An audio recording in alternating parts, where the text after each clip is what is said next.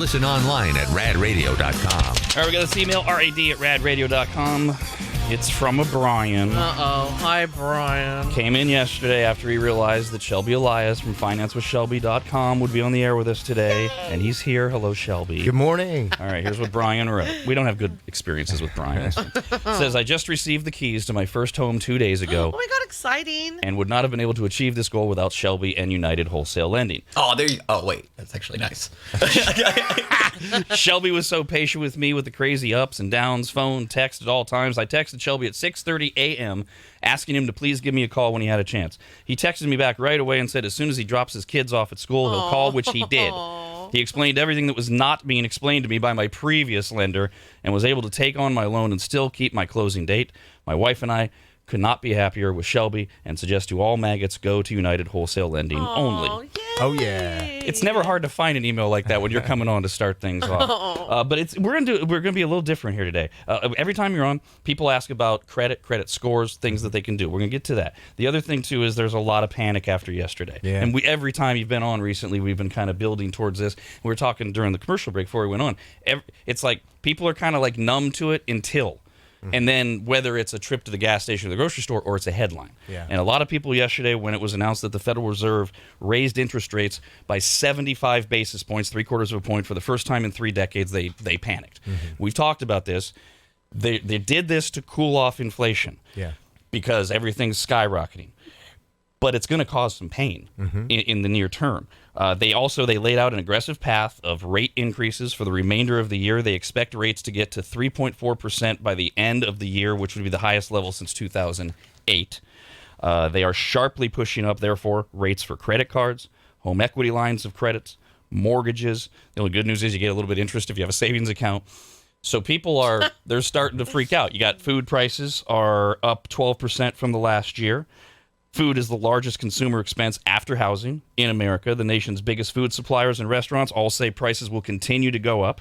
Farmers, factories, grocery stores, restaurants are experiencing jaw-dropping cost increases for labor, packaging, ingredients, transportation, fuel prices, etc. We don't do like financial planning type things. I mean, sometimes we dive into it, but with people feeling like this, what do you tell them? We were talking a little bit during the break. I mean, what in the world do you tell somebody who goes, Shelby, I can't do it. The prices are out of control, and it's not stopping. Yeah, It is a bit scary, but there's a lot of opportunity on the other side for the people that play things right. There is going to be a ton of opportunity. So what it's really going to do, it's going to weed out everybody that is not prepared. People listening to this show, they're getting some valuable insight, whereas most people that kind of turned a blind eye to this, they're going to get hit with this in 6 months, and they're not going to know what happened. So the first thing is just be aware of what's going on, and then also know where your reserves are. Do you have any reserves, right? In times like this, we talk a lot about like a side hustle, right? You want to make sure that you have control of your own destiny, right? And the only way to be certain is to do something for yourself, right? If that's refurbishing things and reselling items, maybe that's selling dogs and breeding dogs. I mean, there's a ton of different things that you can do, but learn a new trait, have that on the sidelines, and start stacking up some savings. And I get the question a lot, how much should I have saved, right? And I think that you should have anywhere from 6 to 12 months on the sidelines to be able to afford your entire lifestyle, to supplement when times maybe, might be tough. So if you don't have that, then maybe you should be looking into either doing a cash out refinance. I know that your interest rate is going to go up, and that's scary and that stinks. But I do believe that is short term. Interest rates should go down during a recession. I know they're talking a lot about a recession, but we're not officially in a recession yet. When that does get announced, interest rates will pull back. But also a home equity line of credit.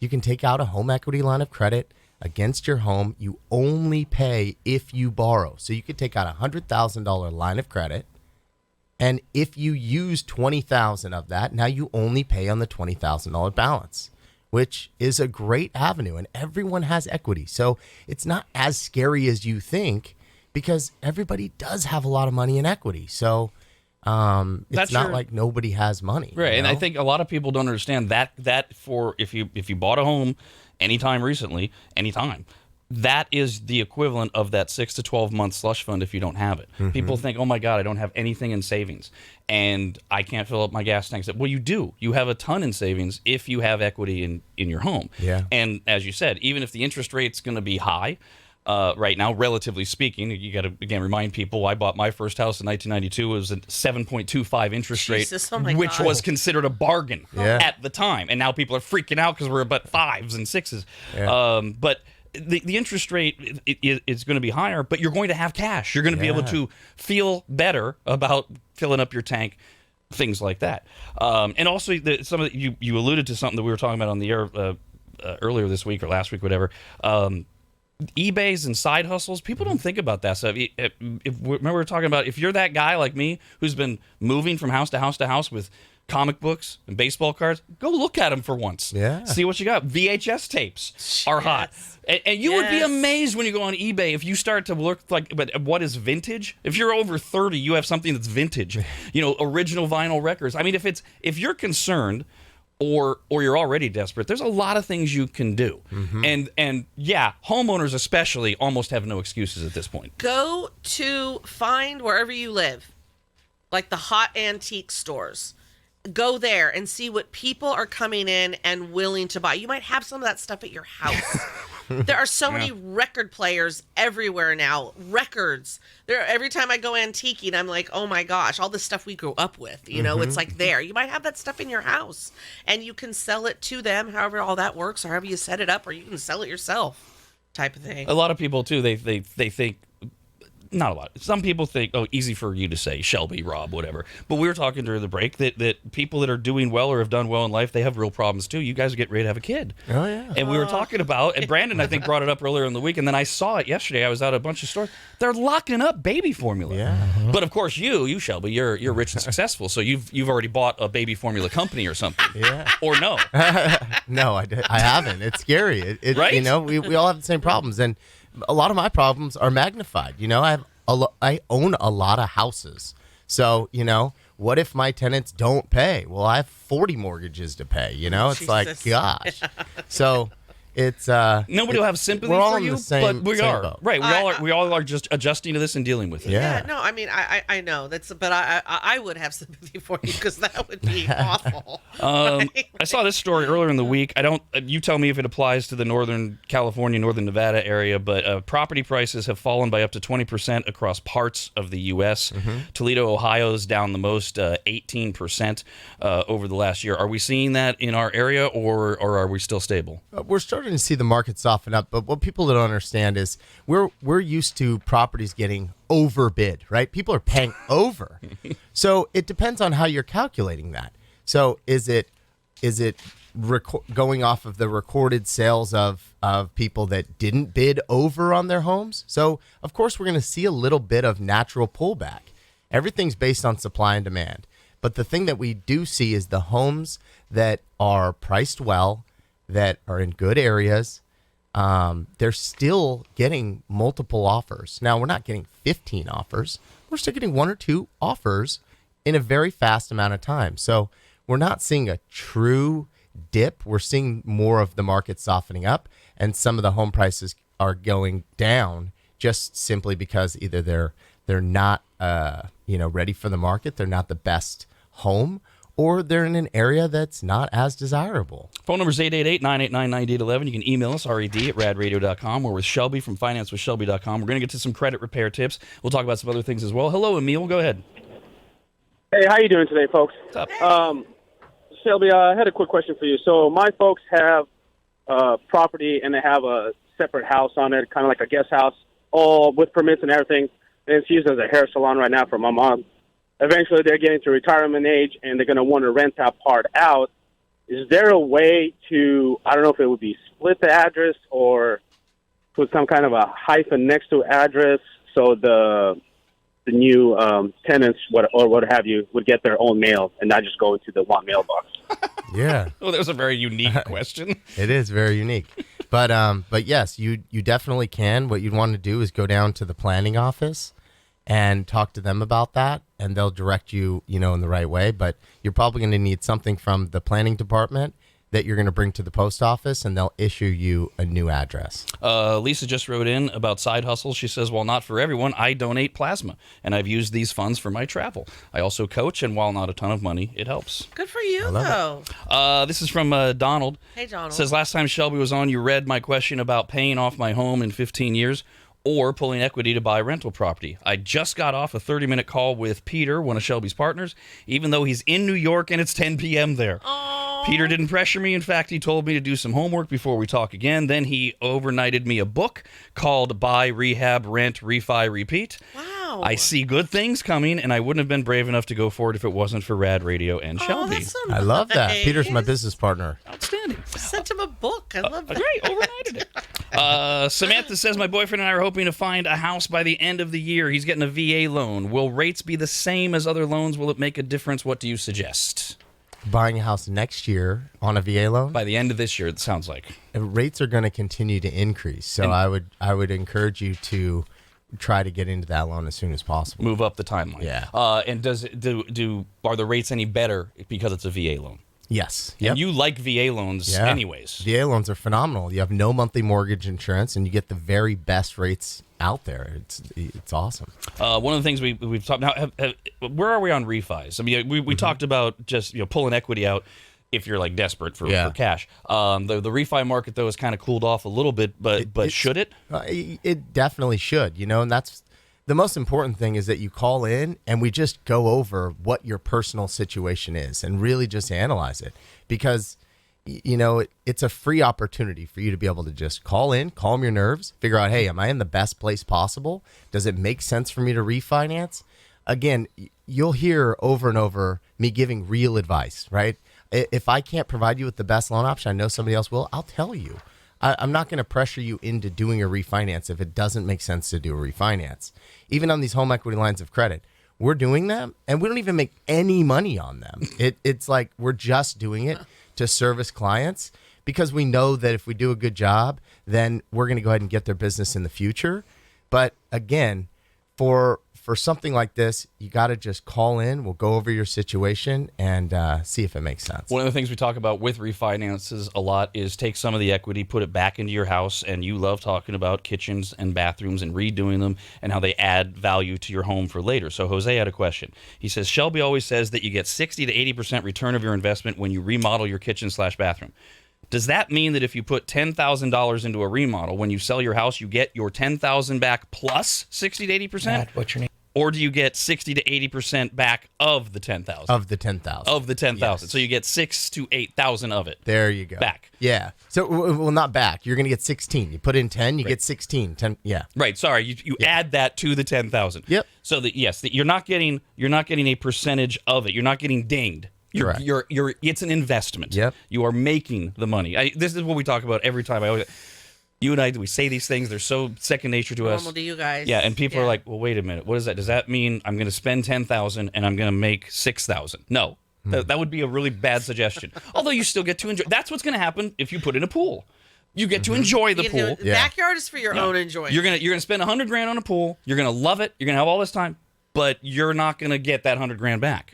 Whereas you're gonna get that $50,000 back that you spend on your kitchen plus another 20 to 40, depending on who's buying. Exactly. Okay. Jesus wrote in, said, should I get a consolidation loan? I have about $13,000 in credit card debt with a few different credit cards. Would it be smart to put it all in 2 lump sums with a cheaper rate? Yeah. So a consolidation loan, I think he's talking about consolidating through his credit cards. Sounds right. Getting a new credit card.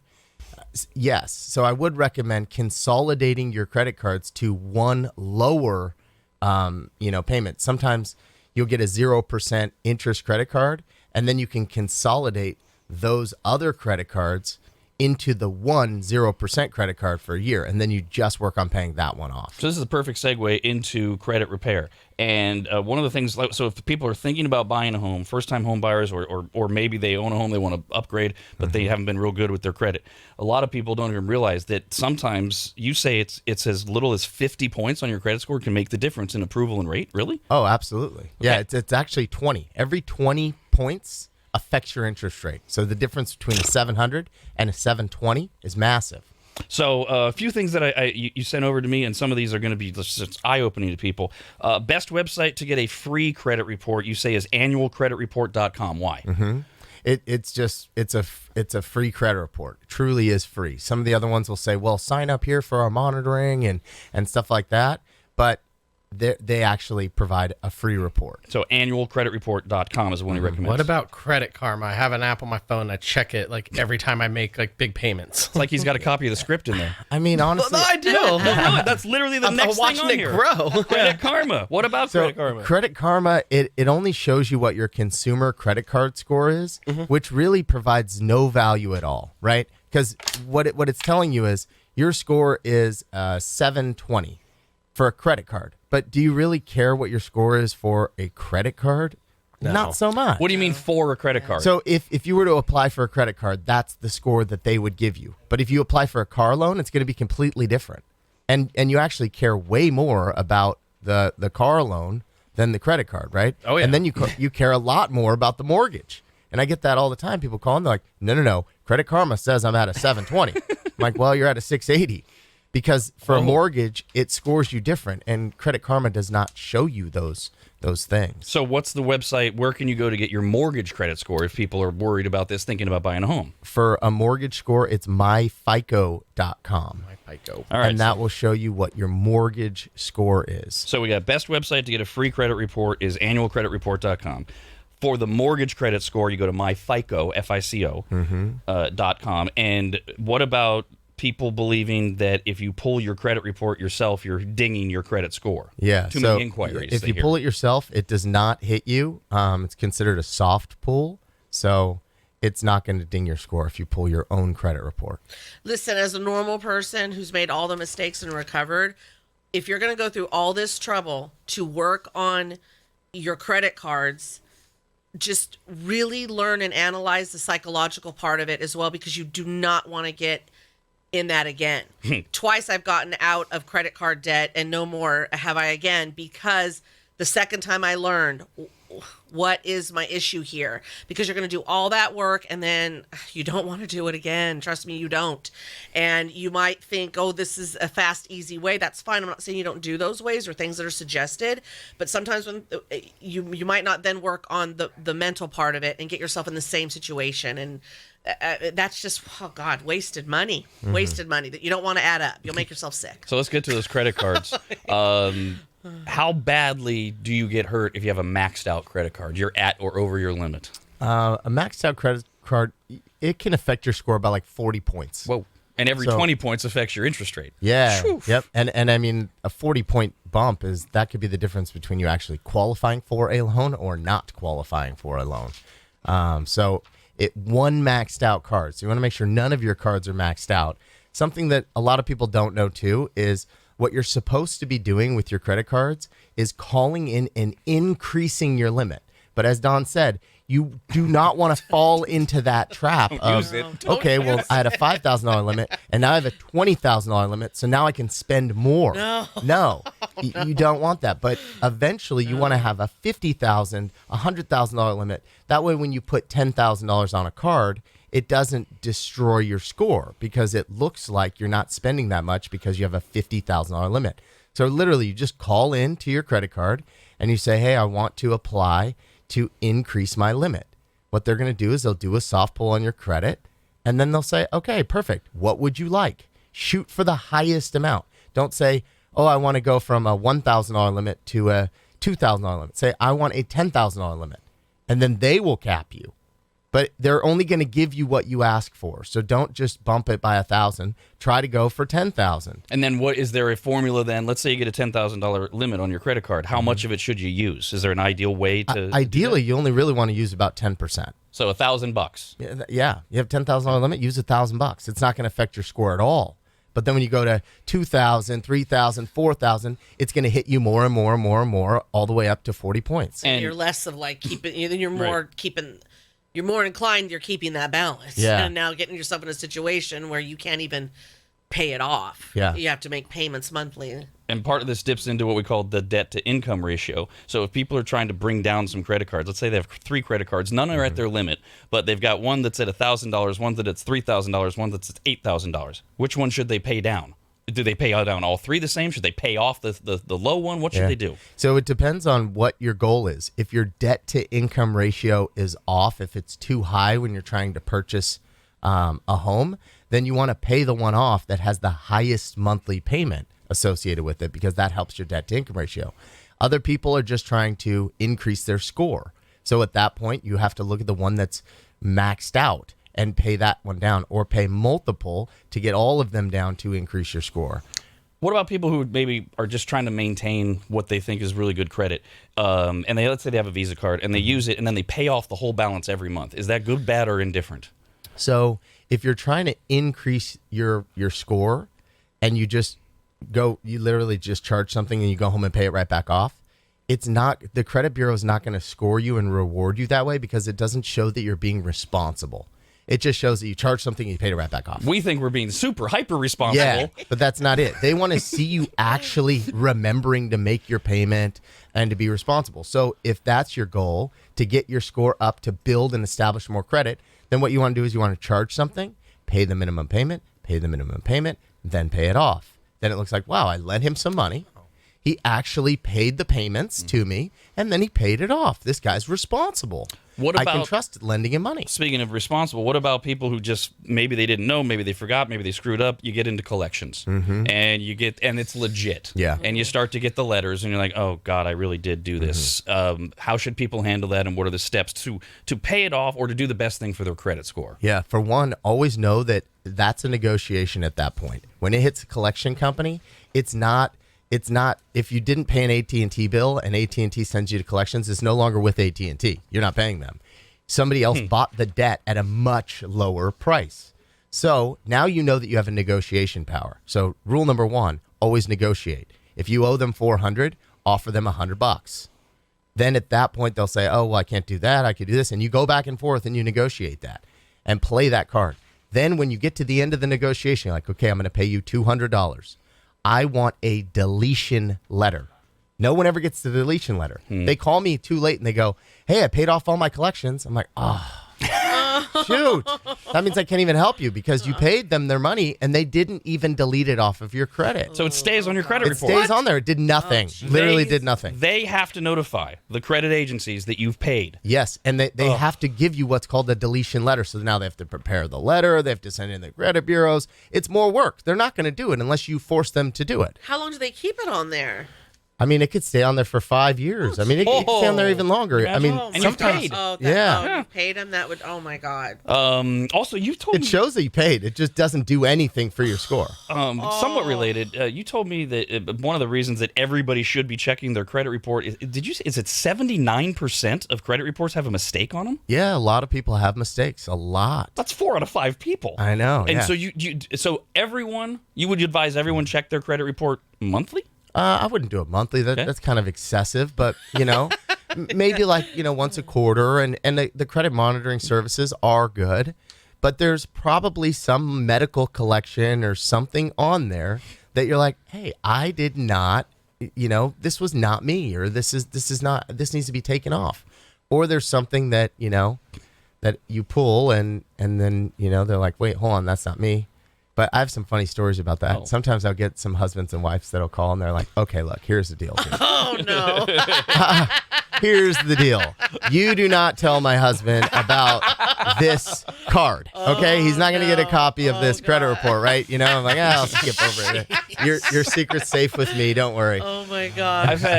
Over the years, for whether it's buying a house or a car or whatever, fairly common last name of Williams. I remember I had at one point, I was in collections from Mervyn's for a credit card that I had in 1978 when I was 7 years old. Oh, gee. Another one I went into bankruptcy when I was 14 years old. God, Rob, so terrible. Getting that stuff off can be a pain in the ass. Yeah. And when you're sitting there in front of the guy, the lender, whoever, it's too late. Yeah. That's why you got to stay in front of this stuff, right? And if you are late, and a lot of people don't know that you're not late until you're 30 days late, okay? So it does not hit your credit report until you're 30 days past due. So here's what I would recommend. You ever get in trouble with your credit. This is a great tip. What you need to do is, instead of making your mortgage payment maybe on the 1st, make your mortgage payment on like the 7th, the 10th, the 15th. And you have to sit down and logically figure out, okay, how much money do I have right now? And how much money can I get in the next 30 days? And then what you do is you start staggering everything and pay it off in different time periods. As long as you pay it all within the 30-day period, you're good. What a lot of people do is they use the money that they do have, they pay everything on the 1st, and they go, I don't have money for those things, and they just give up, and they let those ones go over 30 days. Another thing, anything that, like, say you are short for a month, okay? Don't pay your water bill. I'm telling you. Don't pay your property. Like, don't pay things that they're not going to turn off right away, right? Don't pay your electricity bill. They're not turning it off on day 31. Right. And it doesn't even affect your credit, right? Right. So yeah, there is that. do the thing. Don't pay the things that are not on your credit. Pay everything that is on your credit, because once your credit goes out, you don't have access to any of your funds. You can't get new credit cards. You can't refinance. And then usually that's when people call. They're like, okay, hey, I'm in some trouble here. I was late on all my stuff for the last 2 months, and now I need access to my equity. And I'm like, you can't. Well, what do? You're screwed. You have to sell your house. Oh, God. But if they would have called me 30 days before, I could have said, hey, don't pay this, don't pay that, don't pay this. And now we're going to work on this to get you out of this. Hello, Christian. Go ahead. Hey, so I went through a debt payment agency to help pay off some debt collectors. I don't know if I'm allowed to say their name, but we fully paid them off about $15,000. But I don't. Do you think they got a letter of deletion from them for me? Okay, so he goes through a debt company to pay off all his debts. Yeah. And he says, do you think they got a deletion letter for me? Yeah, they should have. Now, there's two different types of companies, right? There's a company called that we use, Blue Water Credit. They do credit repair, okay? And they'll help you repair your credit. They're going to get deletion letters. They're going to do all of that stuff for you, get your score exactly where you need it to be, and then they bring you back to me when you're ready to buy. So we work together, okay? That's Blue Water Credit. Now, you have another company that this is called Debt Settlement. And I don't know too much about debt settlement, but be very aware of this fact with debt settlement. What debt settlement does is they say, hey, we will settle all of your debt for a fraction of the price. So you say, hey, I have $50,000 in debt, and I don't have that money to pay them. I just need a fresh start. And they say, you know what? You start making these low monthly payments to us. We'll settle your debt. You're only going to pay us $10,000, and you're all good, and we'll wipe it all off. But what they don't do is they don't make any of those payments to any of those companies. So Jesus. It just starts rocking your credit score. And even though you're not going to have to owe them that $50,000 in the future, you just went late on all of those payments. Wow. And now your credit score is absolutely shot. Good news is they negotiated all your debt and they paid it all off. You don't owe the $50,000. Bad news, you have a 400 credit score and you can't do anything. Melissa says, I really need to start working on my credit. Do you request a deletion letter prior or after paying? And if it's after paying, how do we ensure they're going to send it? That's a great point. I would probably request it before. Melinda says, how many credit cards should you have? I mean, you can. It's not necessarily going to hurt you to have a ton. One thing to note is you never want to cancel your oldest card, okay? Some people are like, I cut up all my cards and I canceled them all. You don't want to do that. You just want to pay them all off and leave them on there because, that helps. So it doesn't really matter how many cards you have. That kind of answers Robert's question. Says, I have a few credit cards that I do not use. Do you get dinged for not using them or for canceling them? Canceling them, yes. Them, get dinged. Not using them, doesn't matter. They're going to try to entice you to use them. Scott says, if I own my home outright and I take out a home equity line of credit, is there a deed transfer? There shouldn't be a deed transfer. No, you're just putting another lien on that property. Hello, Sarah. Go ahead. Hi. So I just bought an used car in April, and when they were doing the finance paperwork, they were able to get me a loan.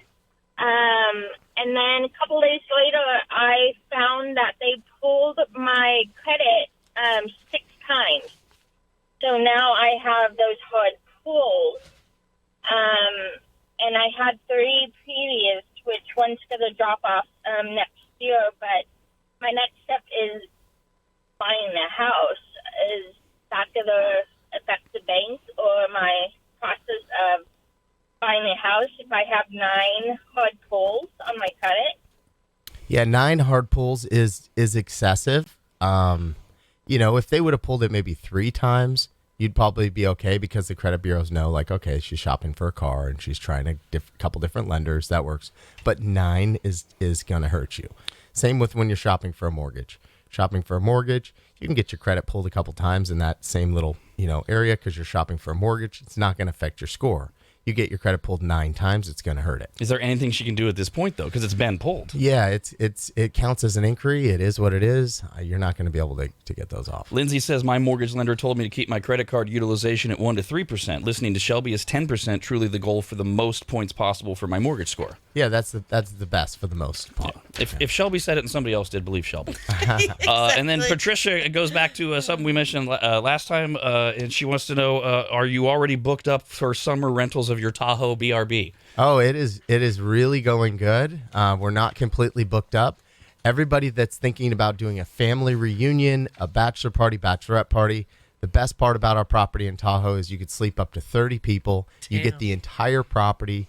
There's like 7 different cabins on the lot, so it's ideal for people to book the entire place, host a family reunion, a corporate retreat, something like that. Yeah. EmeraldBayVillage.com? EmeraldBayVillage.com. Did that from memory. Yeah. You can follow him on Instagram at Shelby Elias, Elias. It's financewithshelby.com. What is myhomeBuyerUniversity.com? My Home Buyer University is a series of videos that I put together, just a bunch of really good content on how to buy a house, what mortgage insurance is, what's a supplemental tax bill, just everything that nobody talks about, right? So you can go on there, educate yourself. It's absolutely free to sign up. And it's just a bunch of really good content on everything real estate related. Fantastic. Thanks for all the info. Anything we forgot? Anything else you want to mention? Yes, there's one thing. There's a great tip. For your kids, this is very important. Aww.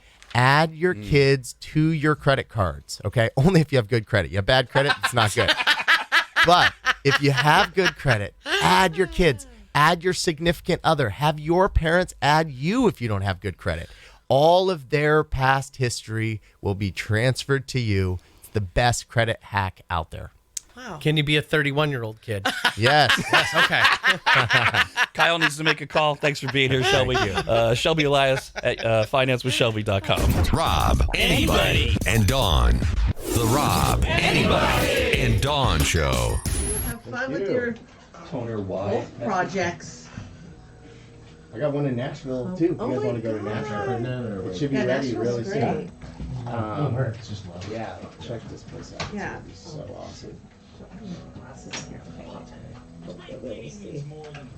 Oh my God, you smell so good. Now everybody wants to start sending What is this? I don't know. It smells so good. It's green. The bottle's green. Throughout their Shelby leaves because it's just a million calls asking about refis, like after you started listening. Yeah. Well, it was dead the whole time we were talking. I was like, oh.